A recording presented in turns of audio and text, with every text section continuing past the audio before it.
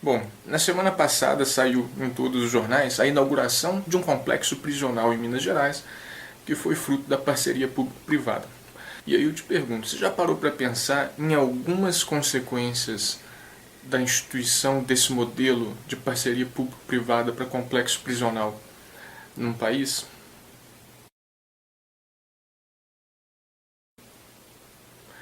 Se você tiver um tempinho, eu te convido a conversar a respeito, porque tem muitos aspectos importantes a serem conversados sobre isso, e que eu vou tentar colocar alguma coisa nesses próximos minutos que vem por aí. Bom, primeiro de tudo, quando a gente vai conversar sobre um assunto qualquer, é muito bom a gente olhar para os outros exemplos que já aconteceram a respeito desse mesmo tema no resto do mundo. Bom, na década de 80 aconteceu um boom nos Estados Unidos de complexos prisionais privados. O modelo de lá é um pouco diferente do modelo daqui. Lá é privatização de fato, aqui é parceria público-privada, mas as consequências envolvidas são muito parecidas que a gente vai ver. Por exemplo, lá nos Estados Unidos, assim como está acontecendo aqui no Brasil, o empresário ele constrói o seu complexo prisional e o Estado paga para cada preso que o empresário recebe no seu complexo prisional. Quanto mais preso ele receber, mais dinheiro o Estado vai pagar. Recebe pelo preso. E esse é um detalhe muito perigoso que a gente vai conversar a respeito. Aí você vai dizer para mim, poxa, me parece muito justo que o Estado pague para o empresário de acordo com a quantidade de presos que ele receba. Parece muito justo, parece muito sensato. Bom, eu sou obrigado a concordar com você que na primeira vista parece muito justo, parece muito sensato. Mas se a gente for olhar com um pouco mais de calma, a gente vai ver que esse modelo ele abre algumas portas, ele cria algumas oportunidades que são muito perigosas para a sociedade. Lá nos Estados Unidos aconteceu um fenômeno, que eu vou falar agora, que um bom exemplo desse fenômeno foi um episódio conhecido como Kids for Cash. Bom, e o que foi esse Kids for Cash? Dois juízes americanos, Mark Cavarella e Michael Conan, eles receberam uma proposta de algumas dessas empresas que controlavam complexos prisionais privados. Que proposta era essa? Não é nem muito difícil imaginar que proposta foi. E foi isso mesmo que você está pensando. A proposta foi o seguinte: os empresários, donos dos complexos prisionais privados, chegaram para o juiz e disseram: juiz, eu recebo do Estado uma determinada quantia para cada preso que é mandado para mim. Então eu te proponho o seguinte: cada preso que você, juiz, mandar para mim, cada pessoa que você condenar, e esse preso vier para a minha prisão, eu vou te dar um percentual do que o Estado me paga. E foi exatamente isso que aconteceu. Cada indivíduo que era condenado e enviado para essa prisão particular, o empresário ganhava o dinheiro do Estado e dava um percentual para o juiz. Mas esse episódio que eu estou contando, ele ficou muito famoso porque ele tem uma particularidade. Esses dois juízes, eles condenaram à prisão mais de 2.000 crianças. Você escutou certo. Eles condenaram mais de 2.000 crianças à prisão de forma ilegítima, de forma sem justificativa, e muitas dessas crianças sequer tiveram acesso a advogado. Olha o grau do absurdo. Eles colocaram 2.000 crianças na cadeia em troca de dinheiro. E tudo por conta desse modelo de compensar o empresário pela quantidade de presos que está lá.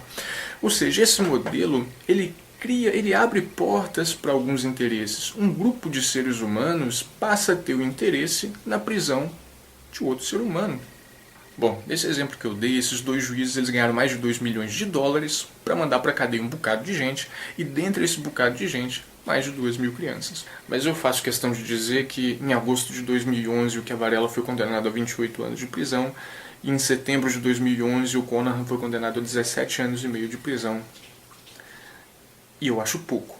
Agora, se isso tivesse acontecido aqui no Brasil, quantos anos de prisão você acha que esses dois caras teriam pego?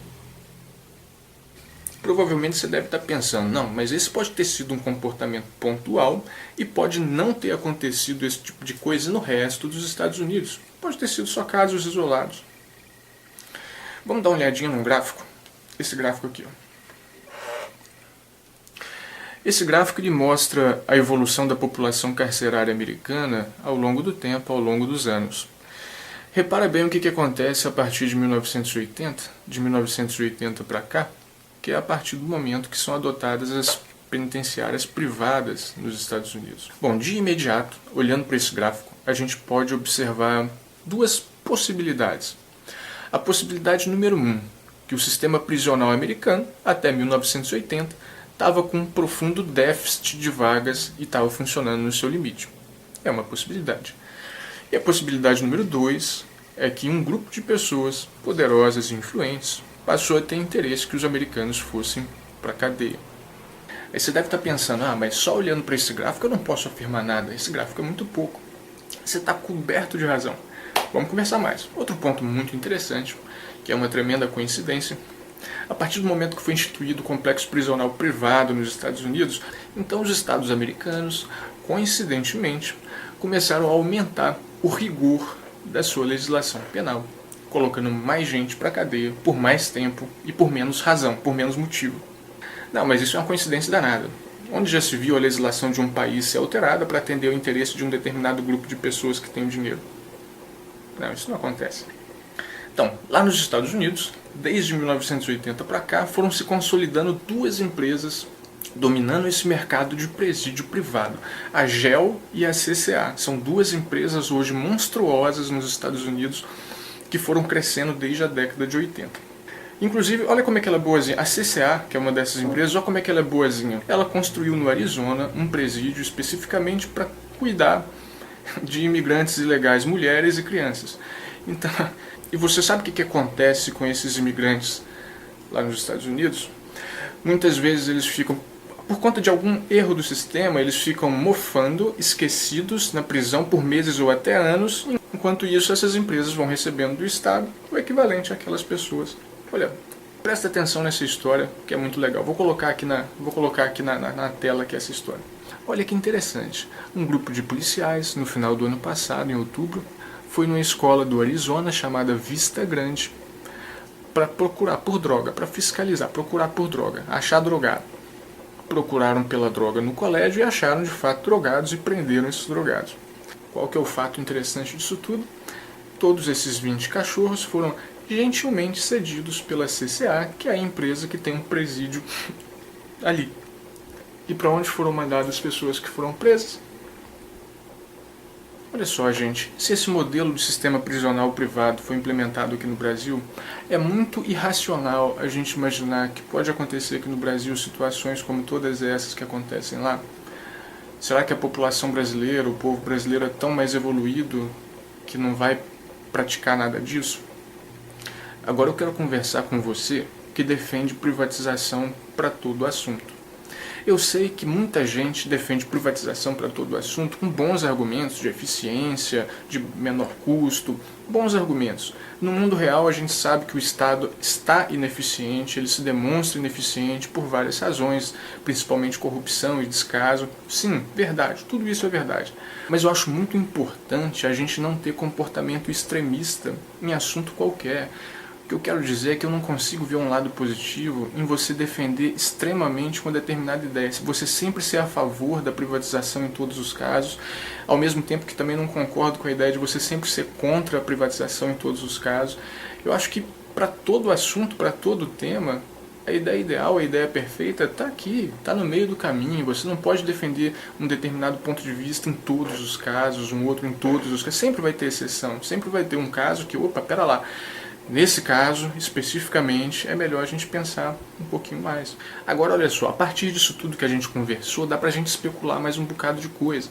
Vamos supor que você fosse presidente do nosso país. Você acabou de ser eleito presidente. E aí eu perguntasse pra você, presidente, se você for pensar a longo prazo, o que você pensaria para acabar com a criminalidade no nosso país?